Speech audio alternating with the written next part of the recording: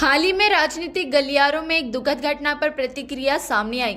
Eknath Shinde media के सामने आए और अपनी भावनाएं व्यक्त करते हुए कहा कि यह घटना सभी के लिए चिंताजनक है। वे भावुक नजर आए और इस मुद्दे पर लोगों से संवेदनशील रहने की अपील की। वहीं मुख्यमंत्री एकनाथ शिंदे ने कहा कि पूरे मामले की निष्पक्ष जांच होनी चाहिए ताकि भविष्य में ऐसी घटनाएं दोबारा न हो। यह भी कहा कि जांच के निष्कर्ष से जिम्मेदार लोगों के खिलाफ कड़ी कार्रवाई सुनिश्चित हो।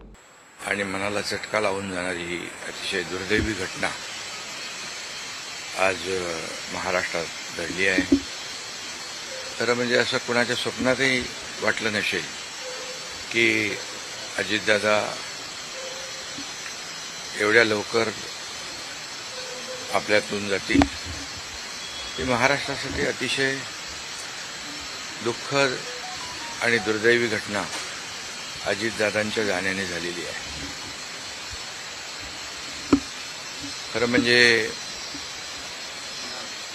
अजितदादा गेले अनेक वर्ष या महाराष्ट्राच्या राजकारणात नेतृत्व करत होते आणि अतिशय परखड स्पष्ट वक्तेपणा आणि प्रशासनावर असलेली त्यांची पकड आपण पाहिलेली आहे। प्रत्येक गोष्टीचा त्यांना बारीक अभ्यास करून बोलण्याची सवय होती आणि परखड स्पष्ट वक्तेपणा, निर्भीड, रोखठोक बोलणारे असले तरी सुद्धा त्याला चूक म्हणणारे असले तरी सुद्धा अतिशय मनाने ते निर्मळ होते। याचा अनुभव मी स्वतः घेतलेला आहे। त्यांच्यासोबत मी मंत्रिमंडळात देखील काम केलं। मी मुख्यमंत्री असताना त्यांनी उपमुख्यमंत्री म्हणून देखील काम केलं आणि जेव्हा मुख्यमंत्री मी असताना मुख्यमंत्री माझी लाडकी बहीण योजना किंबहुना इतरही योजना जेव्हा आम्ही सुरू केल्या तेव्हा आर्थिक जे काही घडी आहे किंवा आर्थिक तरतूद जी आहे ती अतिशय उत्तमपणे त्यांनी त्यावेळेस केली आणि त्याचा अनुभव मला आहे आणि एकदा करायचं ठरवलं की ते अजितदादा करायचे। करतो, बघतो, पाहतो असे शब्द त्यांच्या डिक्शनरीत नव्हते। व्हायचं असेल ते तात्काळ करायचे, नसेल त्याला नाही म्हणायचे। असा स्पष्ट वक्तेपणा या महाराष्ट्राने पाहिलेला आहे। मी असेन, मुख्यमंत्री देवेंद्रजी असतील, अजितदादा असतील, आम्ही टीम म्हणून काम केलं, टीम म्हणून काम करतो। आमच्या वेळाही कामाच्या वेगवेगळ्या, मी पहाटे उशिरापर्यंत काम करतो, अजितदादा पहाटे लवकर काम सुरू करतात, देवेंद्रजी दिवसभर काम करतात आणि अजितदादांनी 6-6 वाजता देखील अपॉइंटमेंट दिलेल्या अधिकाऱ्यांनी आणि लोकप्रतिनिधींनी पाहिलेल्या आहेत। अतिशय वेळेचं महत्त्व आणि वेळेचं भान ठेवणारा नेता हरपलेला आहे। खरं म्हणजे काल परवाच आमची एका कार्यक्रमामध्ये भेट झाली। सरन्यायाधीश आपले भारताचे मुंबईत आले होते आणि ते येण्यापूर्वी आम्ही तिथंच एका चेंबरमध्ये बसलो होतो आणि त्यावेळेस झालेल्या चर्चा, गप्पा गोष्टी, आजही सकाळी जेव्हा मला त्यांची ही घटना कळली तेव्हा तेच समोर त्याच आठवणी काल परवाच्या येऊ लागल्या।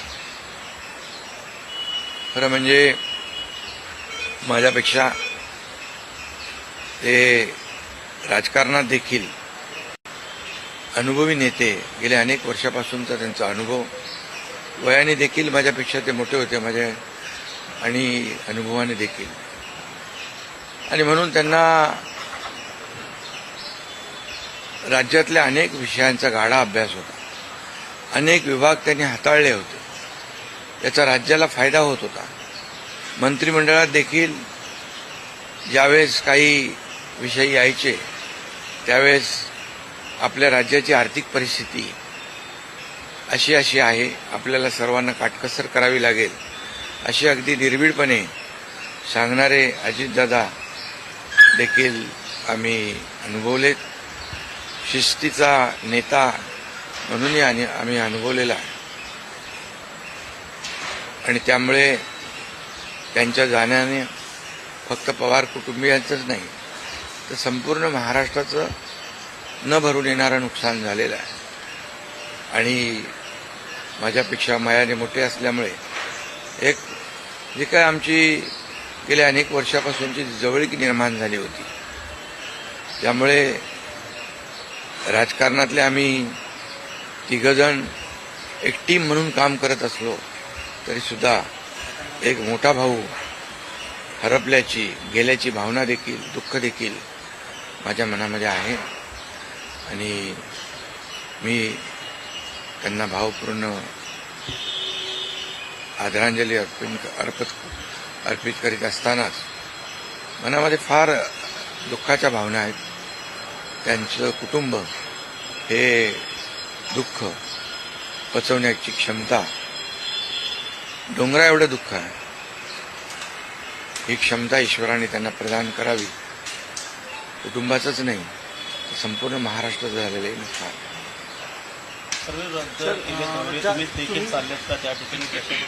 हा, मी आणि मुख्यमंत्री देखील आम्ही जातो आहे.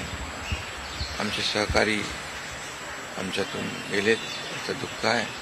म्हणजे सभा होत्या त्याही नाही, आम्ही आतापर्यंत एकत्र जेव्हा तेही उपमुख्यमंत्री होते तेव्हा मी मंत्रिमंडळात होतो. मी मुख्यमंत्री असतानाही उपमुख्यमंत्री होते. आता देवेंद्रजी मुख्यमंत्री आहेत. आणि जे काही निर्णय आम्ही घ्यायचो ते निर्णय मिळूनच घ्यायचो आणि मग एकदा एखादी सूचना आली की मग त्याला तिघांनी बळ देऊन ते पूर्ण करायचं. अजितदादा देखील एकदा कधी असंही म्हणायचे की आपली आर्थिक आता आपली जी काही अर्थव्यवस्था महाराष्ट्राची आहे, काही नवीन योजना केल्यामुळे आपल्याला काटकसर करावी लागेल, पण जेव्हा काही निर्णय आपल्याला घ्यावेच लागतील त्यावेळेस मात्र ते मागे हटत नव्हते आणि याचा अनुभव देखील आम्ही घेतलेला आहे. न भरून निघणारी पोकळी सातारा असेल, पश्चिम महाराष्ट्र या ठिकाणी देखील कशा प्रकारची तुम्ही पोकळी भरून काढणार आहे? नाही, यामध्ये साताराच नाही आहे तर त्यांचं जे असलेलं जे काही अनुभव आहे हा महाराष्ट्रासाठी होता. त्यांनी प्रतिनिधित्व केल्यामुळे मला वाटतं फार मोठं नुकसान झालेलं आहे, न भरून येणार. शेवटचा प्रश्न, जे काय जसा हा जो विमान अपघात झाला ज्या प्रकारे, काय वाटतं याची चौकशी व्हायला हवी आणि येणाऱ्या काळामध्ये असे अपघात होऊ नयेत, त्यामुळे बिलकुल याची शेवटी आमच्या सहकार्याचा जीव याच्यामध्ये गेला आहे. 6 लोक मृत्युमुखी पडलेले आहेत. त्यामुळे या विमान अपघाताची चौकशी नक्कीच व्हायला पाहिजे, नक्कीच होईल. कारण यापुढे देखील अशा प्रकारचे अपघात होता कामा नये यासाठी हे गरजेचं आहे आणि त्यासाठी त्याची चौकशी देखील होईल. थोडक्यात हिंदीमध्ये सर क्या कहोगे, अजित पवार जी का निधन हो गया. बहुत ही आज महाराष्ट्र के लिए एक काला दिन कहूँ, एक दुर्भाग्यपूर्ण घटना कहूँ, एक दुखद घटना कहूँ, ऐसी घटना जो हर एक के एक दिल को दुखाने वाली घटना आज महाराष्ट्र में घटी है. हमारे सहयोगी अजितदादा पवार जी का प्लेन एक्सीडेंट में दुर्दैवी मृत्यु हुई है. ये हमारे लिए बहुत ही बेहद दुखद है और महाराष्ट्र के लिए भी दुखद है, उनके परिवार के लिए तो बहुत ही दुखद है.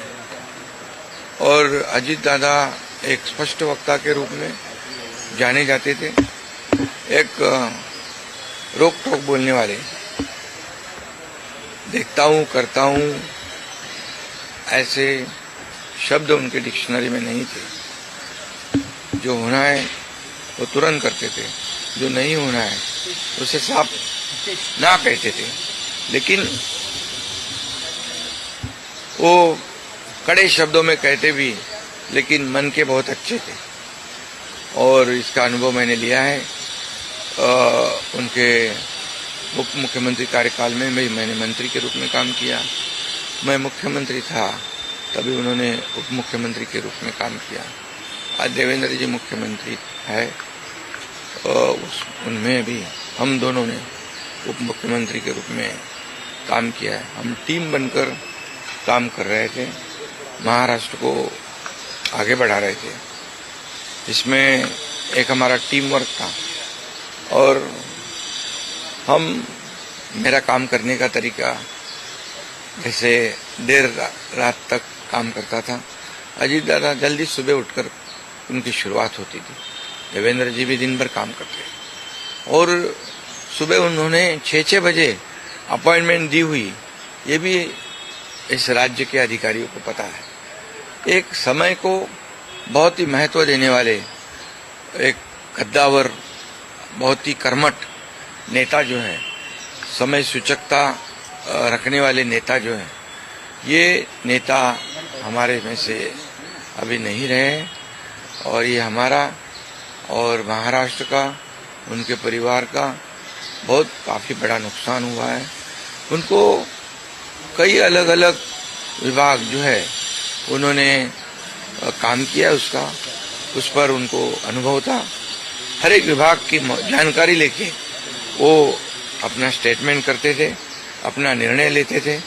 मैं मुख्यमंत्री था तब लाडली बहन योजना या कई योजनाएं हमने तीनों ने मिलकर टीम बनकर शुरू कर दी। उसमें भी अजीत दादा ने बहुत ही योगदान दिया हुआ है। और जैसे अर्थव्यवस्था जो है हमारी महाराष्ट्र की, वो उसके बारे में भी कभी कभी बहुत ही रोक टोक मंत्रिमंडल में उन्होंने बताया भी कि हमारी परिस्थिति ऐसी है, हमें कुछ यहाँ इसमें जोड़ तोड़ करनी पड़ेगी। लेकिन जब जो चीज करनी ही है, जो समाज के लिए आवश्यक है, उसमें कभी भी उन्होंने हाथ पीछे नहीं खींचा। अर्थमंत्री होने के नाते उन्होंने काफी योगदान दिया है। मेरे से वो राजनीति में भी अनुभवी थे और उम्र से भी मेरे बड़े थे। एक टीम हमारी थी, एक टीम का एक हिस्सा अभी नहीं रहा है और एक बड़ा भाई हमारे में से गया है, ऐसी भी हमारी भावना है। इसलिए मैं उनको बहुत दुख भरी श्रद्धांजलि अर्पित करता हूँ। उनके परिवार को इस दुख से बाहर आने की शक्ति ईश्वर प्रदान करे, ऐसे ईश्वर से प्रार्थना करता हूँ।